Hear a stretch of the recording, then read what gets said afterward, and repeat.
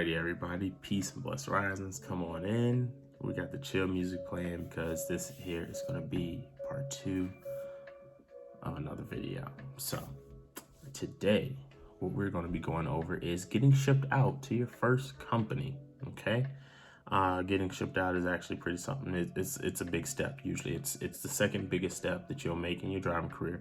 First one is deciding on getting and starting your driving career. Second one is taking that step to actually start the driving career. That means getting your license and going to a company. Now, when you are shipping out to a company, I say that because that's exactly how it's going to work out. They're going to ship you somewhere, meaning they're going to put you on a Greyhound bus. Typically, you can either get a Greyhound bus ticket, you can get a plane ticket, or you can get a rental car. Now, assuming that this is your first time and this is your first company, they're going to give you a Greyhound bus ticket. It's the cheapest way to get you there. They're saving money by doing it that way. There's no shame in that game. Go on ahead, hop on that bus ticket, do what you got to do. All right. So some things that you want to keep in mind is that you're going to be going straight to some form of orientation. Okay. That orientation is going to last anywhere from 7 to 14 days. So basically 1 to 2 weeks that you're going to be out there. They're going to put you up in a hotel room and they're going to feed you. Now, what they're going to feed you is going to be the bare minimum. All right. What I call the bare bones food services, meaning the hotel itself is going to feed you breakfast. And then the company is going to feed you lunch. Now, some of these companies will give you a dinner waiver, but most of them won't. So what I recommend is that you double up on breakfast and take the lunch back to the hotel room for dinner, because probably you're broke and you can't really afford food. So that's okay. Most of us were like that when we got started. It is what it is. It's just something that you got to deal with, right? Now, when you're going, you want to take only the necessities. And I mean only the necessities for what you need. You don't need your Xbox. You don't need a PlayStation. You don't need a TV. All right. You need 7 changes worth of clothes. You're going to wear one set 2 days in a row. It is what it is. All right. You're going to go on ahead and you're going to bring some shower shoes, some flip flops, whatever.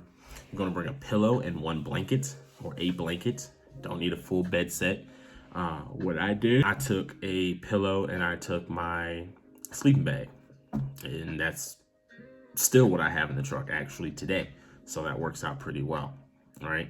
A little extra tip is that I would go to Walmart and I would get me a large body pillow case. Okay. The pillowcase for a body pillow.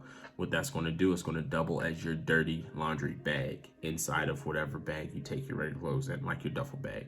It's a great way to do it. You can get your dirty clothes separate from your clean clothes, and you can also use it as a pillow. It can double up and serve 2 purposes, okay? You also want to take your toiletries. Your toiletries are going to be a very small number of items. Toothbrush, toothpaste, deodorant, comb of some type. That's it, okay? You don't need anything else. When you're going to the truck stops, they have they have showers, they have towels, they have washcloths, they have what you need. All right. You don't even need to take soap. You can take your own soap, but you don't have to. All right. They have the soap there in the truck stops, also in the showers for free. All right. So you can use those. It's not the best soap, but hey, you're in a starter situation. You're going to be living with a trainer on a trainer's truck, and we'll cover that in the next video on this.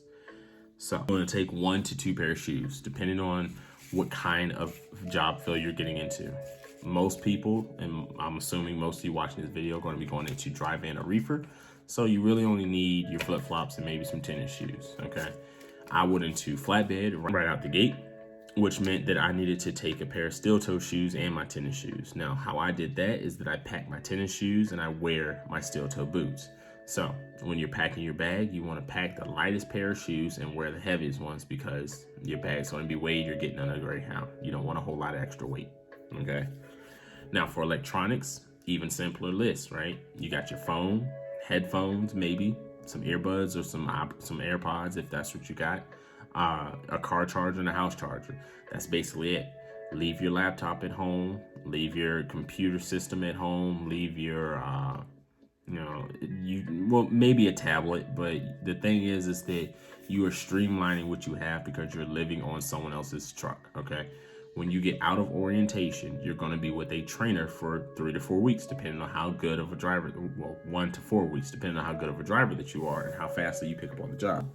Now, that is going to give you a space of about, we'll say 7 feet long by 4 feet wide to live in. That is the top bunk of a truck. That's about the average size of a top bunk. You don't have a lot of space, so you don't want to take a lot of things that you're going to need space for.